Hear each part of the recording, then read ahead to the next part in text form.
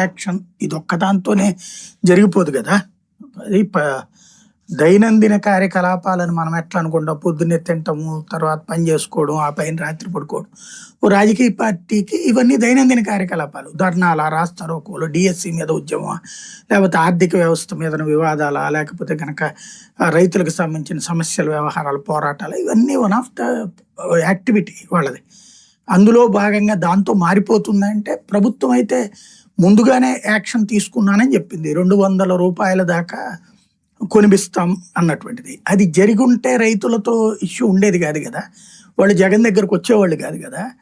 లేదా అప్పుడు చెప్పుకోవడానికైనా మనకు ఉండేది కదా సమాధానం, ఇదిగో మేము మా టైంలో ఎక్కువ అన్నటువంటిది. ఇప్పుడు జగన్ టైంలో వచ్చినా, చంద్రబాబు టైంలో వచ్చినా వీళ్ళ జేబుల్లో నుంచి ఏమి ఇవ్వరు. వ్యాపారస్తుడు కొంటాడు, ఆ వ్యాపారస్తుడికి లాభం వచ్చేటప్పుడు ఎక్కువ పెట్టి కొన్నారు. జగన్ టైంలో కొన్నది అతని అదృష్టమో లేకపోతే, అంటే ఇప్పుడు ఎట్లుంటుంది, ఇవాళ చంద్రబాబు టైంలో రేట్లు పడిపోయినాయి అంటారు. ఈ రేట్లు పడిపోవడానికి చంద్రబాబుకి ఏం సంబంధం ఉండదు, కానీ ఆ పడిపోయినప్పుడు ఉన్నటువంటి ప్రభుత్వాన్ని తిట్టుకుంటారు. అది మనకి సెంటిమెంటల్ అంతే. ఇప్పుడు ఇంటికి కొత్త కోడలు వచ్చినప్పుడే అదే రోజునో లేకపోతే ఆ తర్వాతనో మామగారికి అత్తగారికి ఏదన్నా అయిందనుకోండి, ఆమెతో ఏం సంబంధం ఉండదు. ఈయన దారిన యాక్సిడెంట్ అయినా సరే ఆమె వల్లే కారణం అంటారు. అదే అమ్మాయి తరపున వాళ్ళకి ఏదన్నా అయిందంటే